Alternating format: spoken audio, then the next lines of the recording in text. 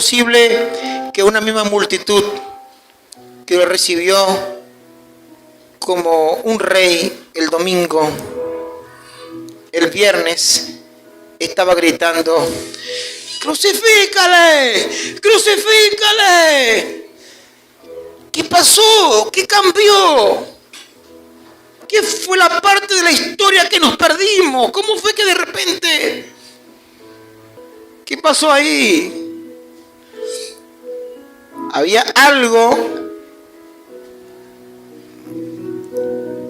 que se había mantenido en secreto desde el principio. Jesús, había cosas que él no permitía que se difundieran, o por lo menos le aconsejaba a la gente. Él los sanaba y le decía: ven y no le digas a nadie. Había cosas que el Señor no quería que se supieran, que le decía a los discípulos, pero que no era el tiempo todavía de que la gente lo supiera. Jesús estaba a las afueras de Jerusalén siempre, porque había molestia entre los principales sacerdotes. Ellos tenían autoridad para pedir su muerte, para pedir que lo metieran preso. Y había algo que se había mantenido, y era el anuncio de que Jesús era el Mesías prometido. Eso se había mantenido en secreto. Hasta ese día, el domingo de Ramos, que el Señor dijo: es el momento de hacer público que yo soy el Mesías prometido. Es el momento de gritar al mundo y que todos sepan que el Mesías llegó a Jerusalén. Pero esto era algo que podía causar alegría, pero que también podía ser un arma de doble filo para el Señor en ese momento en cuanto a su vida física. Él anunció ese día públicamente: va llegando el Mesías. Y la multitud parecía saberlo cuando gritaban: bendito el que viene en el nombre del Señor, hosana al hijo de David. ¿Quién era el hijo de David? Jesús era hijo y señor de David a la vez.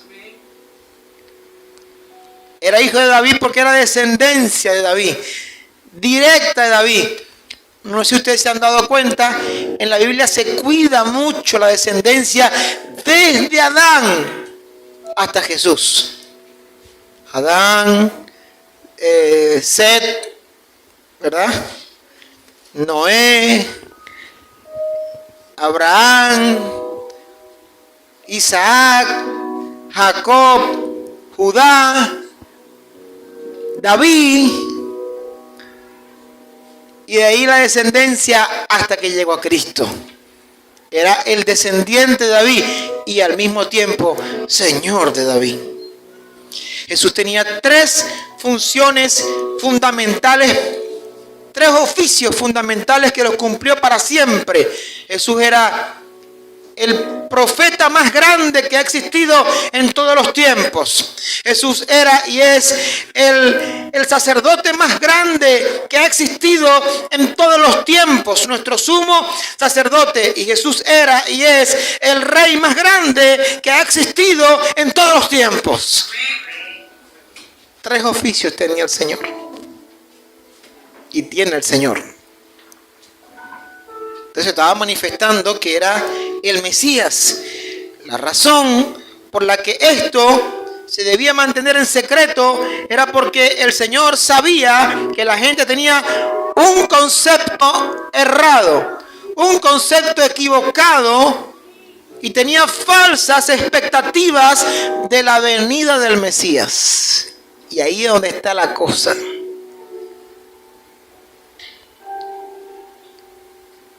La gente recibe al Mesías con palmas y con mantos.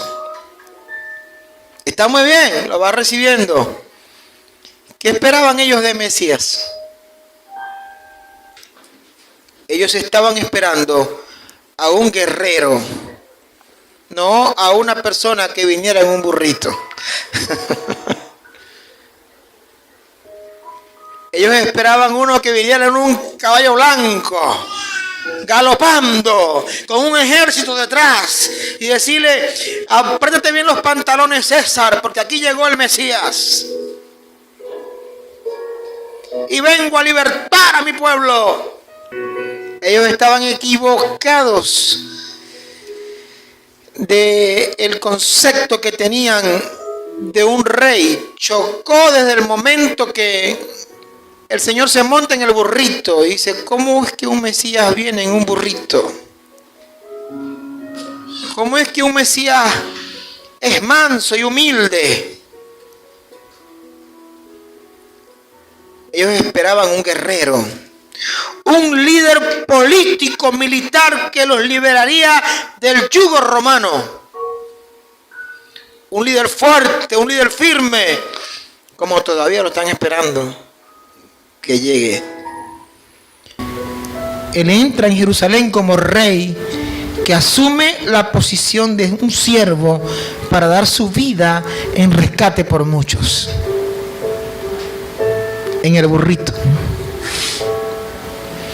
Tenían una idea completamente materialista del Mesías. Esperaban a ese líder político, militar. Ya no entendían. Eso sigue pasando en el día de hoy. ¿Sabía usted? Sigue pasando. La gente tiende a poner lo terrenal y lo material por encima de lo espiritual y lo eterno. Entonces la gente llega con una expectativa incorrecta, lo mismo que le pasó a los judíos. Bendito el que viene en el nombre del Señor, Hosana al hijo de David. Y cuando se dan cuenta, tremenda decepción. Crucifícale, crucifícale. No es lo mismo que hacemos nosotros. La historia se sigue repitiendo. Vienen a la iglesia: bendito el que viene en el nombre del Señor. Más adelante está: crucifícale. Llegó a Jerusalén ese domingo, aclamado por la gente.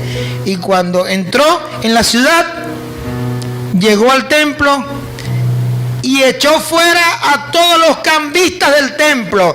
Volcó las mesas y le dijo: escrito está, mi casa será llamada casa de oración, y ustedes han hecho esta casa cueva de ladrones. Eso fue ese domingo de Ramos, el mismo día. Entonces la gente se fue decepcionando de un Mesías que no les apoyaba en sus patrañas, en sus cosas que no agradaban a Dios. En esa misma semana pasa de nuevo por el templo. Después que tumbó las mesas y todo eso, ellos se fueron a dormir. El domingo en la noche Jesús no durmió en Jerusalén. Se fueron a la casa de Lázaro a dormir allá. Y temprano en la mañana se devolvieron el lunes temprano en la mañana otra vez para el templo. Y en el camino fue cuando se consiguió la higuera estéril, la que no tenía fruto. Y entonces se fue al templo otra vez y le dio un pequeño discurso a los fariseos, que no es fácil oír a ese predicador, hermano.